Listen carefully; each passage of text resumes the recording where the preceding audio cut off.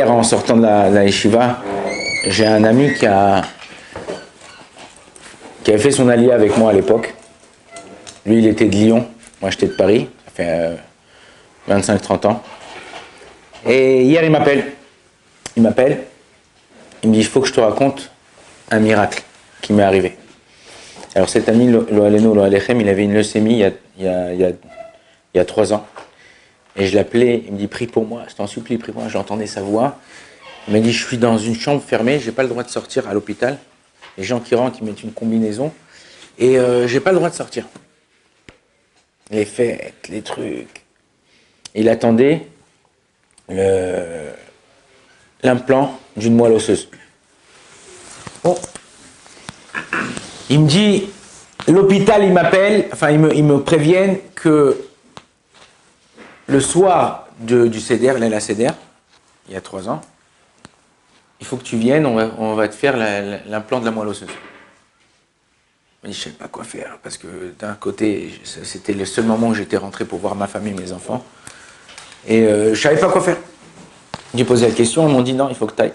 Mais c'est Kilou Pikoar Nefesh, il faut que tu ailles. Et Bezrat Hashem, il m'a dit, je suis rentré, ils m'ont fait les examens, ils m'ont fait l'implant de la moelle osseuse. À la fin de Pessah, il dit à la fin de Pessah, c'est la parashat Acharemot. Bon, le temps il passe, veille de Kippour, donc ils ont fait la moelle osseuse, ils vérifient à chaque fois, dit code d'âme, vérification sanguine, comment on dit en français. Et veille de Kippour, c'est-à-dire dimanche soir c'était Kippour, dimanche matin il dit il faut que vous venez à l'hôpital pour qu'on fasse un examen de sang. Et il arrive à l'hôpital, l'infirmière elle lui fait l'examen de sang, elle dit monsieur c'est la première fois que je vois ça de ma vie. Votre groupe sanguin il a changé. Je dis votre groupe sanguin il était O+, au O, il est devenu A+. Il dit le donneur de moelle osseuse qui m'a fait à cet ami là, il avait un groupe sanguin différent. La moelle osseuse était compatible, mais le groupe sanguin. Et il dit, mon sang, doucement, j'ai changé de groupe sanguin.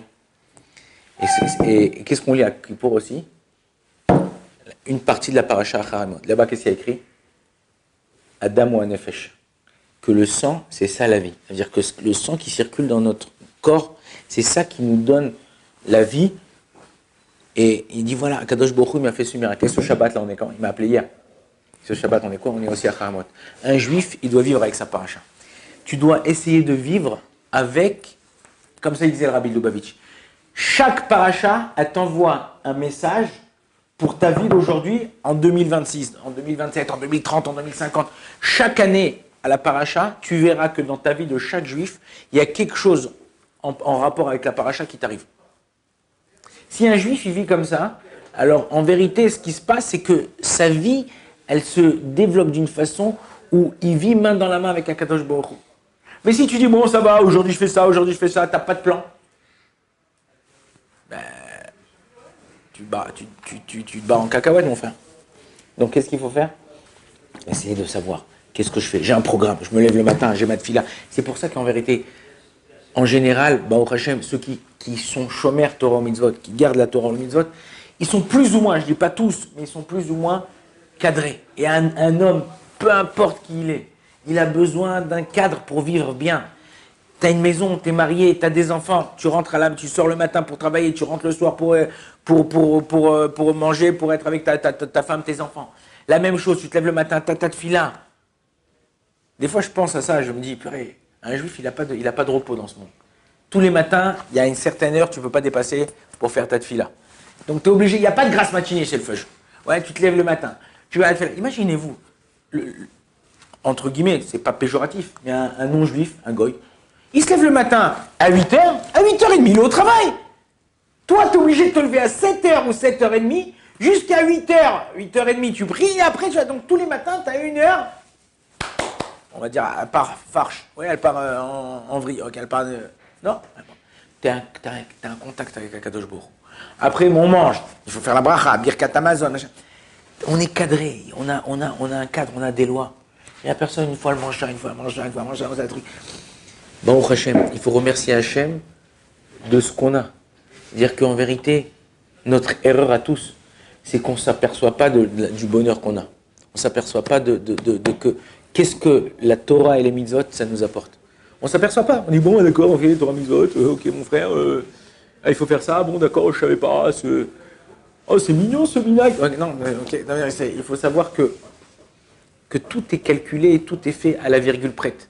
Quand vous prenez le Shulchan Aruch, moi je vous dis un truc, Siman Dalet, sur Netilat Yadayim, tu vois comment le Shulchan Aruch, il est à la virgule prête. Il te dit, va aller faire comme ça. Attention de ne pas te sécher les mains avant. Attention de la quantité d'eau. Attention de ça. Chaque chose. Tu vois que les gens qui font comme ça, le Rav Kalimski, Rav Shach, ils ont vécu 102 ans, 104 ans. Pourquoi? Parce que la Torah, pour eux, c'était un mode d'emploi.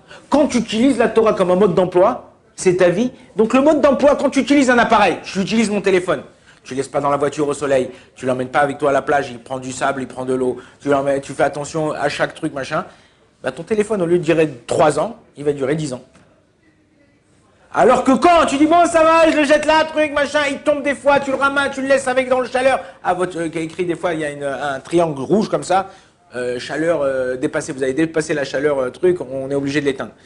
Tu vois, quand tu fais pas attention à ce que tu as, et c'est la même chose avec ton corps, c'est la même chose avec ta neshama. Tout ce que tu fais attention, ça se garde et ça dure. Les Hashem, qu'Akadosh Baruch Hu nous aide à faire attention à ce qu'il nous a donné, les Hashem. Shabbat Shalom, voir.